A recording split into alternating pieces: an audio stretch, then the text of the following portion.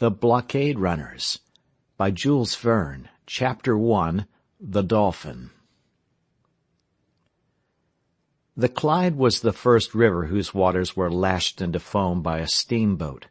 It was in 1812 when the steamer called the Comet ran between Glasgow and Greenock at the speed of 6 miles an hour. Since that time more than 1 million of steamers or packet boats have plied this Scotch river, and the inhabitants of Glasgow must be as familiar as any people with the wonders of steam navigation.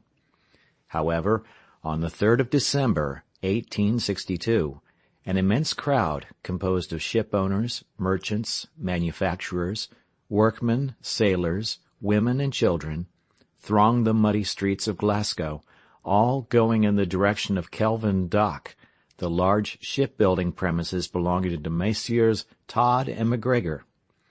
This last name especially proves that the descendants of the famous Highlanders have become manufacturers, and that they have made workmen of all the vassals of the old clan chieftains. Kelvin Dock is situated a few minutes' walk from the town, on the right bank of the Clyde. Soon the immense timber yards were thronged with speculators. Not a part of the quay, not a wall of the wharf, not a factory roof showed an unoccupied place. The river itself was covered with craft of all descriptions, and the heights of Govan on the left bank swarmed with spectators. There was, however, nothing extraordinary in the event about to take place. It was nothing but the launching of a ship, and this was an everyday affair with the people of Glasgow. Had the Dolphin, then, for that was the name of the ship built by Messrs. Todd and MacGregor, some special peculiarity? To tell the truth, it had none. It was a large ship, about 1,500 tons, in which everything combined to obtain superior speed. Her engines, of 500 horsepower, were from the workshops of Lancefield Forge. They worked 2 screws, one on either side of the stern post, completely independent of each other. As for the depth of water the Dolphin would draw, it must be very inconsiderable. Connoisseurs were not deceived, and they concluded rightly that this ship was destined for shallow straits. But all these particulars could not in any way justify the eagerness of the people. Taken altogether, the Dolphin was nothing more or less than an ordinary ship. Would her launching present some mechanical difficulty to be overcome? Not any more than usual. The Clyde had received many a ship of heavier tonnage, and the launching of the Dolphin would take place in the usual manner. In fact, when the water was calm, the moment the ebb tide set in, the workmen began to operate. Their mallets kept perfect time falling on the wedges meant to raise the ship's keel. Soon a shudder ran through the whole of her massive structure, although she had only been slightly raised. One could see that she shook, and then gradually began to glide down the well-greased wedges, and in a few moments she plunged into the Clyde. Her stern struck the muddy bed of the river. Then she raised herself on the top of a gigantic wave, and, carried forward by her start, would have been dashed against the quay of the Govan timber yards if her anchors had not restrained her. The launch had been perfectly successful. The Dolphin swayed quietly on the waters of the Clyde. All the spectators clapped their hands when she took possession of her natural element, and loud hurrahs arose from either bank.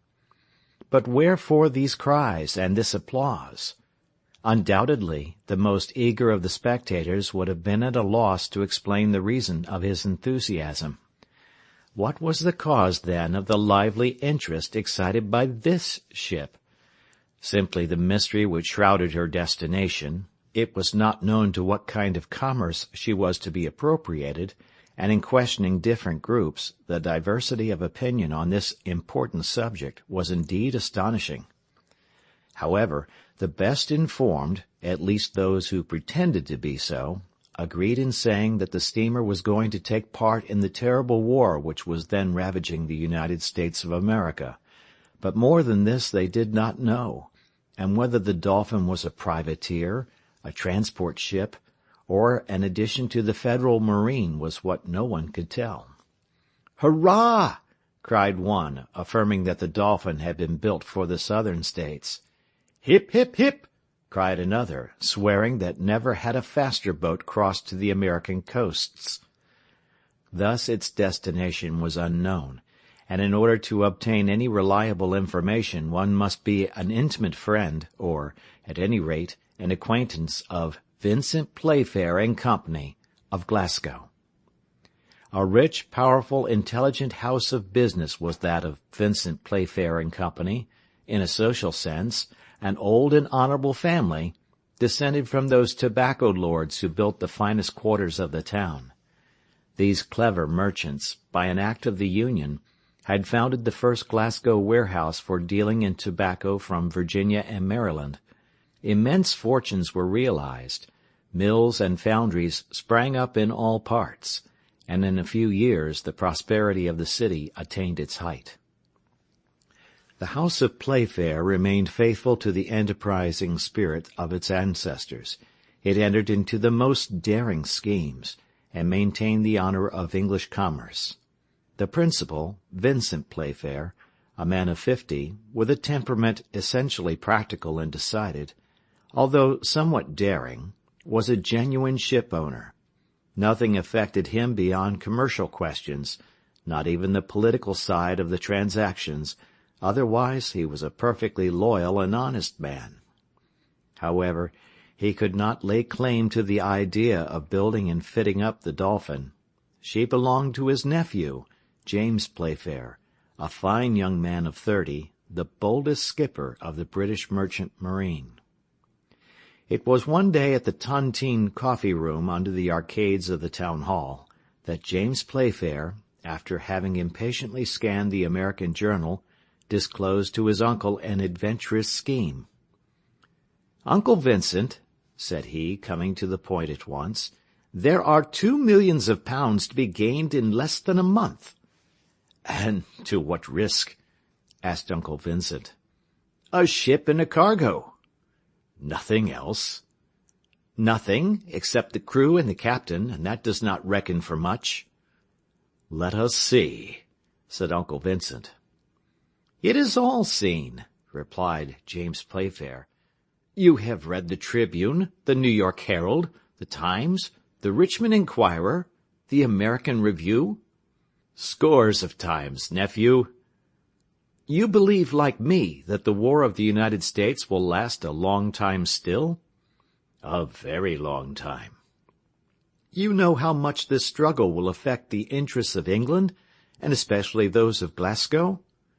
"And more especially still, the house of Playfair and Company," replied Uncle Vincent.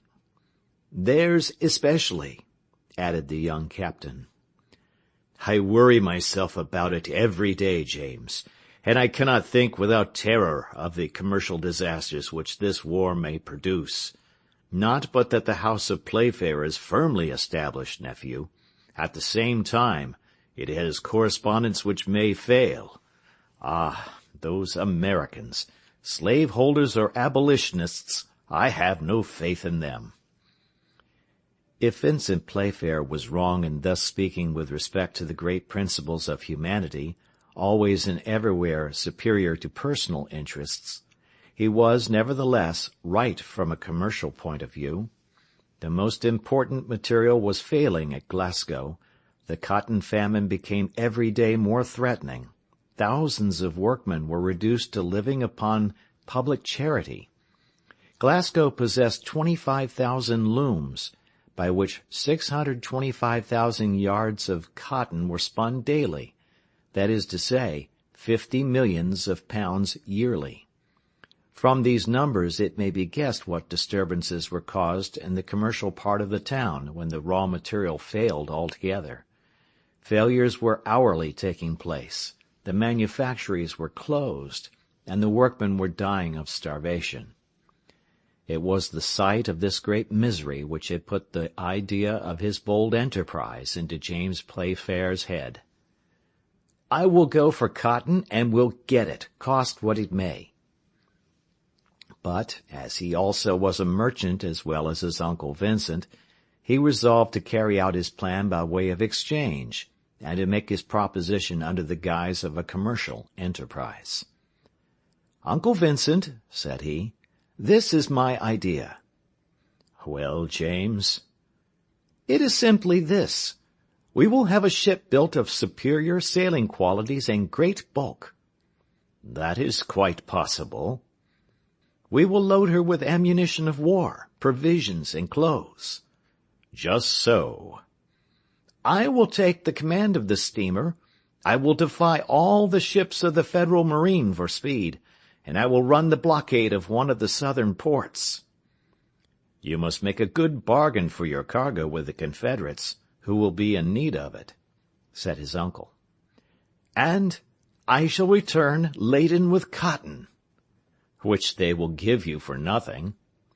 "As you say, uncle. Will it answer?" "It will.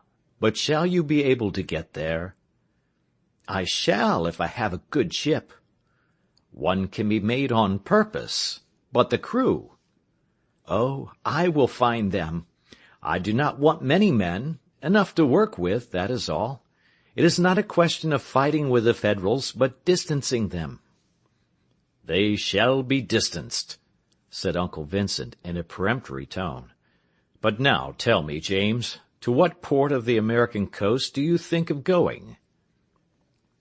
"Up to now, Uncle, ships have run the blockade of New Orleans, Wilmington, and Savannah.